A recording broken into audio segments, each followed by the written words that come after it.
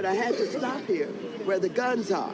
I want you all to take pictures of these guns and let people know that they're in our city with guns, and I'm sure they have orders to shoot and kill. I don't know, but otherwise they wouldn't have guns. One question, Representative Ms. Waters. If there's one statement or a message that you could send to Donald Trump, what is that message here today?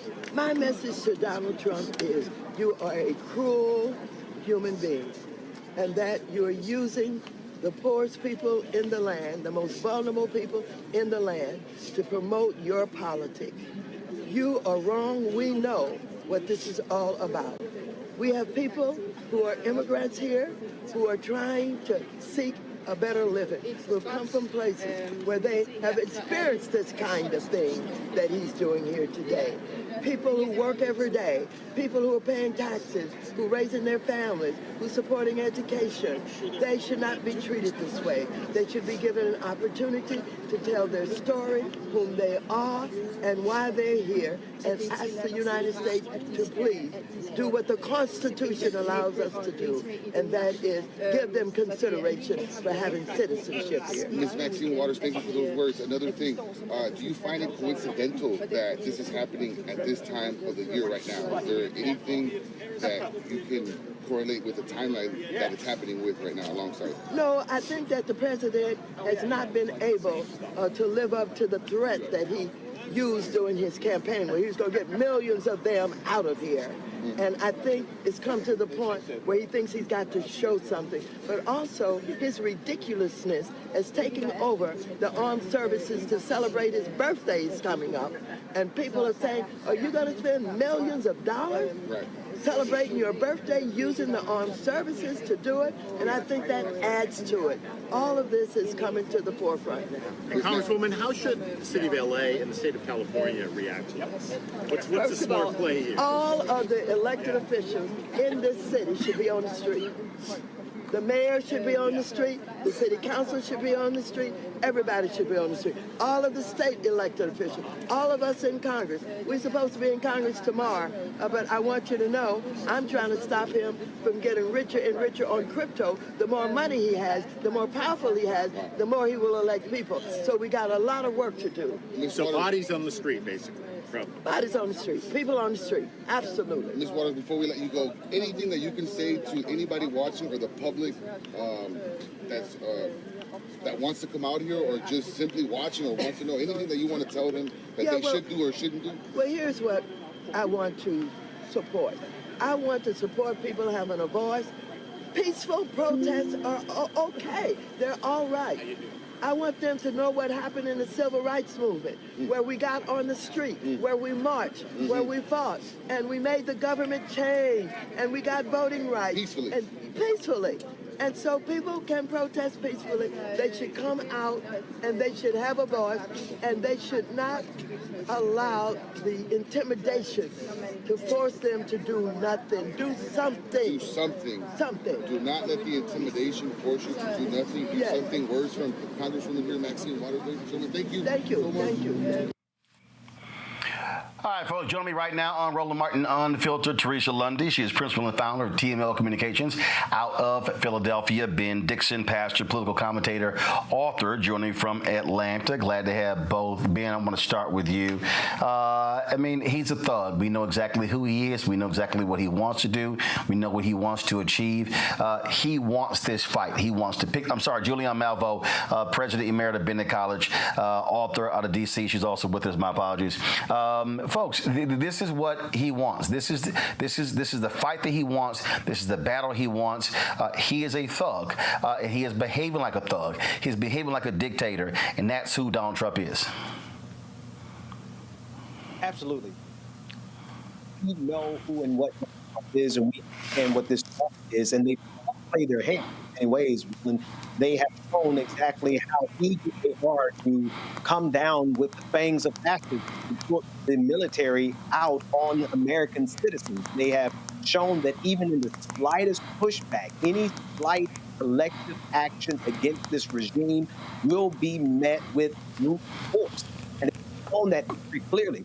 And we are at a very decisive moment. Are we going to be intimidated by this reality, or are we going to stand up to this reality? And I really appreciate the conversation you had with the previous guest because it really contextualizes it for Black people. There are a lot of folks who are trying to tell Black Americans to stay out of this, that this has nothing to do with us. But if you know Donald Trump and you know what MAGA is, you have to understand they are always looking for an opportunity to use these weapons against Black people. And so if we stand down in this moment, because for whatever reason, it's convinced us that what has happened to immigrants is not relevant to us in and of itself, right? The morality of it. But we will be co-signing the very infrastructure, very brute force, the very Gestapo that's going to be used against us. So this moment is very decisive. We have to take a step. Julian, again, what we are looking at is someone who desperately wants to pick the fights. He's attacking the governor of California. I mean, to sit here and actually say that the governor of California should be arrested is just insane. But we also know he's a liar. We know he just makes stuff up. This is Donald Trump a few years ago talking about the National Guard and the power that a president has. And boy, it sounds a little different than what's happening today. Do y'all have the clip on the control room? Guys, this is the wrong video. Thank you. That's not so. Okay, so, all right. So, the thing, all right, now roll the clip. I promised 4 years ago at the Republican convention, I'm going to restore law and order in this country. Except in Democrat-run cities. Look, we have laws. We have to go by the laws. We can't move in the National Guard. I can call insurrection, but there's no reason to ever do that, even in a Portland case. We can't call in the National Guard unless we're requested by a governor. Julian, did you hear Gavin Newsom request the National Guard to come in? I don't think so. Didn't. Karen Bass didn't. The county executive in Los Angeles County didn't. The fact is that this man has lost his you-know-what mind. He has had the temerity to talk about Joe Biden's acuity when he's shown all lack of acuity. He talks about law and order, but this is unlawful disorder. What he has done is real. I just feel like I'm back in the 70s and we're living in a police state. And we're living in a police state. That's what it sounds like. That's what it feels like. And I, go back in the day, Free Huey Rally, 1969 in San Francisco. That was my first activism. And I'm looking at this crap and thinking, this man has lost his bloody mind. But the fact is that Republicans refuse, Roland, refuse to stand up to him. They are so coddled that they bend the knee and spread the cheeks at every opportunity that they have. And so here's what we have. We have people who are, this is lawlessness. 19 countries, Roland, 19 countries, travel bans. And where are you when the travel ban occurs? This man is bloody crazy, but guess what? FAFO. A whole lot of people voted for this fool.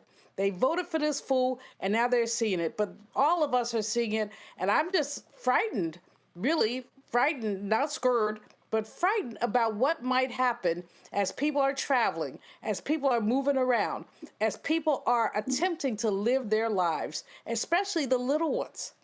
When you take a mom and leave a 12-year-old, what are you saying? What are you doing?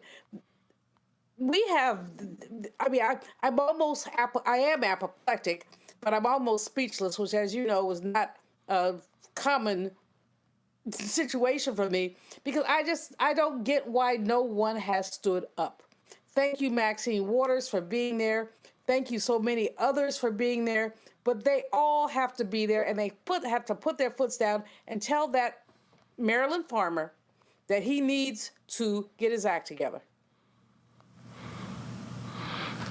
But you're not going, Teresa, you're not going to have Republicans stand up. So, I mean, so let's just take that off the board.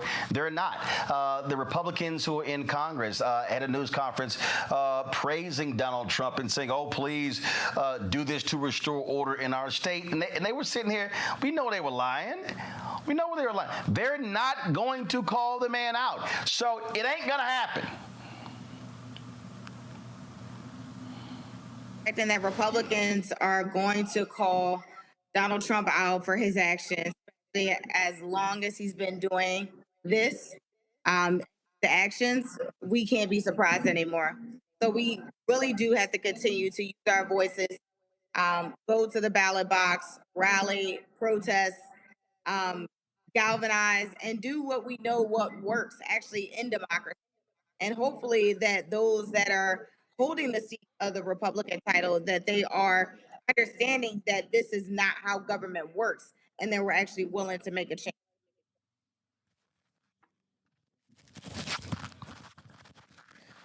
Look, okay, I get us talking about we need to vote. I totally understand that, but there's no voting right now. There's no voting right now. And so the only thing that's going to get these people's attention, if you have mass action, that's the only thing. Ben, we can again, the midterms is not until November of 2026. It's June. It's June. Americans need to be mobilizing, organizing and mobilizing millions of numbers to say to this dictator, hell no. And we need to do it with urgency and efficiency. One thing I do realize is Roland, and a lot of people, Black people, are concerned about this, and I think that there is a genuine concern here. The moment we get involved, we will see this escalate even further. But I'm of the historical opinion that that's what they want. That's the inevitability, and we cannot isolate ourselves in this movement. So not only do Americans need to rally, Black folks need to rally. We need to rally with wisdom. We need to rally with the foresight of understanding the agenda of MAGA. We need to not wait. We can't. You're absolutely right. We simply cannot afford to wait until 2026 because it would be too late. And so with every protest that needs to be organizing for voting, for every protest that needs to be organizing to get the word out in very structured fashion, we cannot leave this up to MAGA. We cannot leave this up to other people. We have to get involved. How we get involved, that's our prerogative. How we organize, that's our prerogative. But we absolutely cannot sit back with the expectation that this is going to play out anyway in our favor if we're not in there actively pushing it towards a positive resolution. And the only way we can activate that right now is with our voices and with our bodies and standing.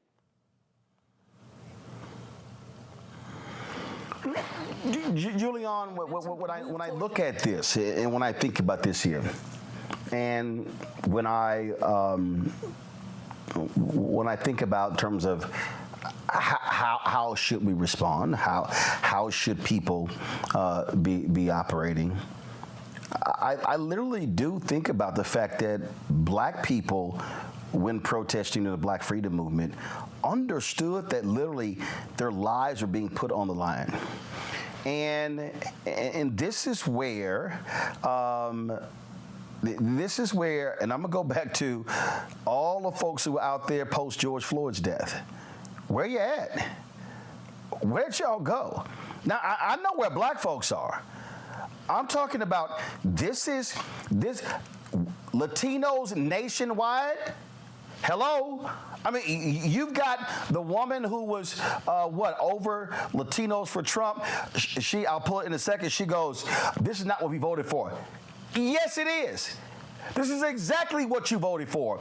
And we told you this was going to happen. So to act like this is not going to happen is insane. Well, that would be called Donald Trump insane. The fact is that if Republicans would grow a pair, forgive the gender analogy, but if they would stand up and talk about impeachment I mean, he talked about Biden's acuity always. Now we all know that there were some challenges with Brother Biden, but this one here has lost his whole bloody mind. He has lost his whole bloody mind, and there are Republicans, well-meaning Republicans, who refuse to call him on it. This is, again, living in a police state. When you say that you can call the National Guard, the governor doesn't want them, the mayor doesn't want them, but you want them. And this is part of his war on blue states and blue cities, part of his war on sanctuary cities. And people are sitting there like, oh yeah, okay, it's all good, but it's not all good. And I don't understand. I mean, I don't understand why there are not more people standing up and saying, oh, hell no. I mean, literally. And that's what Maxine Waters is doing. That's what others are doing.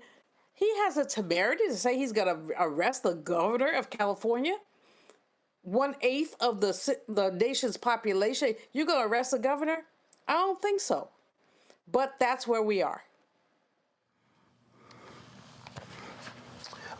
It is where we are, but Teresa, again, this is a moment that is going to require something of Americans, and not just sitting and commenting on Twitter, commenting on Instagram, commenting on TikTok. This is where you're going to have to see a mass resistance against these thugs. This is where you're going to have people in Republican districts say, no, this ain't democracy. This is not what it is. And when you got this thug throwing him this $100 million birthday party to show military might, this is where veterans, conservative veterans, Republican voting veterans should be standing up saying, this is not how you deploy U.S. Marines, not against American citizens.